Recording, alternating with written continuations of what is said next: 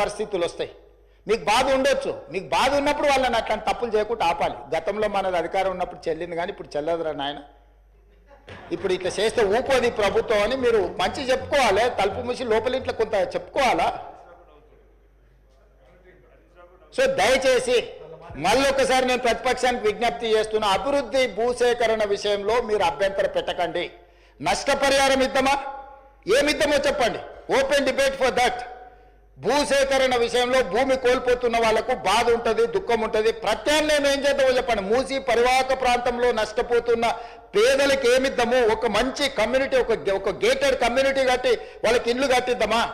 లేకపోతే వాళ్ళకి నష్టపరిహారం బాగిద్దామా? లేకపోతే ఫ్యూచర్ సిటీ రోడ్లో పోయే వాళ్ళకి ఏ విధంగా నష్టపరిహారం ఇద్దాము? లేకపోతే ఫ్యూచర్ సిటీలో భూసేకరణకు సంబంధించి ఎంత నష్టపరిహారం ఇద్దాము? లగచర్లలో పేదవాళ్ళ భూమి పోతే ఏమిద్దామో చెప్పండి. ఇది ప్రభుత్వ ఖజానాలో నుంచి ఇచ్చేది. ఎవరు వాళ్ళు కానీ నేను కానీ ఎవరు మన ఇళ్లలో నుంచి తీసిస్తలేము. ప్రభుత్వ ఖజానా నుంచి అభివృద్ధిలో వాళ్ళు సహకరించినప్పుడు వాళ్ళకు రూపాయి ఎక్కువ నష్టపరిహారం ఇచ్చి వాళ్ళని ఆదుకునే బాధ్యత మనది. వాళ్ళకు ఉపాధి కల్పించే అవకాశం ఉంటే వాళ్ళకు ఉపాధి కల్పిద్దాం. వాళ్ళ కుటుంబాలకు ఉద్యోగ అవకాశం కల్పించేది ఉంటే ఉద్యోగ అవకాశం కల్పిద్దాం. కానీ భూసేకరణనే మేము అడ్డుకుంటాము, మేము ముందుకే పోనీయము. వేసిన ఆయన మీ దాంట్లోనే తీసుకోరు. కరెక్ట్, మంచి క్వశ్చన్ అడిగాడు. మల్లన సాగర్లో కేసులు వేసిన ఆయన వాళ్ళ దాంట్లోనే తేలేడు. పాలమూరు రంగారెడ్డిలో కేసు వేసిన ఆయన వాళ్ళ దాంట్లోనే తేలేడు. వీరం హర్షవర్ధన్ రెడ్డి కేసు వేసిండు అధ్యక్ష పాలమూరు రంగారెడ్డిలో. ఎంబడే అక్కడనే పక్కన కూర్చున్నాడు అధ్యక్ష. సభ్యుడు ఇక్కడ లేడు. కానీ కేసులు వేసిన వాళ్ళని మొత్తం లిస్టు తీద్దాం. కేసులు వేపించింది వాళ్ళే, కేసులు వేపించింది వాళ్ళే, చేర్చుకునేది వాళ్ళే. రాష్ట్ర అభివృద్ధిని అడ్డుకునేవాడు, కేసులు వేసి అడ్డుకున్న వాళ్ళను మీరు ఎట్లా కండువ కప్పారు అధ్యక్ష? ఎట్లా పార్టీలో చేర్చుకున్నారు?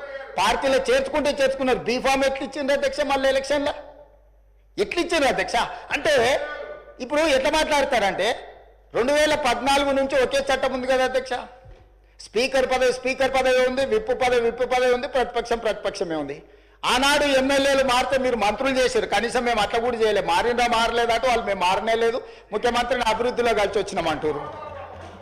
మీరు మంత్రులు చేసిన వాళ్ళు డిస్క్వాలిఫై కాలేదు, ఉప ఎన్నికలు రాలేదు. బాజాప్తే గవర్నర్ దగ్గర పోయి మంత్రులే చేసి 5 ఏళ్ళు మంత్రి, 10 ఏళ్ళు, ఒక ఆయన 8.5 ఏళ్ళు, మా అక్క 4.5 ఏళ్ళు మంత్రి చేసింది. ఎన్నడూ ఉప ఎన్నికలు రాలే. కానీ ఇప్పుడు ఉప ఎన్నికలు వస్తాయి. వచ్చే వారమే ఉప ఎన్నికలు అంటారు అధ్యక్ష. ఎట్లా వస్తాయి అధ్యక్ష? చట్టం మారలే, న్యాయం మారలే, స్పీకర్ ఆఫీసు సేమే ఉంది, పాలకపక్షం ప్రతిపక్షం అట్లనే ఉంది, రాజ్యాంగం అసలే మారలేదు. ఇంకెట్లా వస్తాయి అధ్యక్ష ఉప ఎన్నికలు? నాకు అర్థం కాలేదు. ఏ రాజ్యాంగం ప్రకారం వస్తాయి అధ్యక్ష? డాక్టర్ బాబాసాహెబ్ అంబేద్కర్ గారు రచించిన రాజ్యాంగం ప్రకారము గత అనుభవాల దృష్ట్యా ఎప్పుడు కూడా పార్లమెంట్ ప్రాక్టీసెస్ అండ్ ప్రొసీజర్స్ అని ఉంటాయి అధ్యక్ష. చట్టంలో గ్రే ఏరియా ఉన్నప్పుడు గతంలో ఎలాంటి విధి విధానాలను ఆచరించారు, సాంప్రదాయాలు ఎట్లున్నాయని చూస్తారు అధ్యక్ష.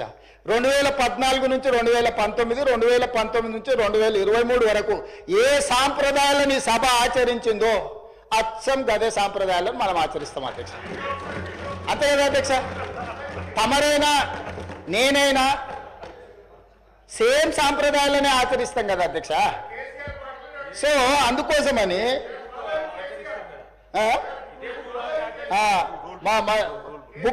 రూల్ బుక్ కూడా మారలే అధ్యక్ష. బుక్ కూడా ఇదే ఉంది.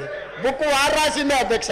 ఆ రోజు కమిటీ వేసి ఈ బుక్ ఎవరెవరు కూర్చొని రాసిన అధ్యక్ష? దీంట్లో పేర్లు కూడా ఉంటాయి అధ్యక్ష. ఉంటుంది, పేరు ఉంటుంది. వాళ్ళు ఈ కమిటీలో ఎవరున్నారో కూడా ఇందులో పేర్లు ఉంటాయి అధ్యక్ష. అందులో మిత్రుడు వివేకానంద వీళ్ళందరూ కూడా సభ్యులే అధ్యక్ష. మేమేం అడుగుతాడో నడుస్తలేము. ఆయన అడుగుల్లో నడిస్తే మడుగులో పడతాం. ఆయన అడుగులో నడుస్తామంటే మడుగులో పడతాం, సడుగులు ఇరుగుతాయి అధ్యక్ష. అట్లాంటి వాటి చేయం అధ్యక్ష. సాంప్రదాయాలను పాటిస్తామని అంటున్నాం అధ్యక్ష. ఈ సభ కొన్ని సాంప్రదాయాల ప్రాతిపదికన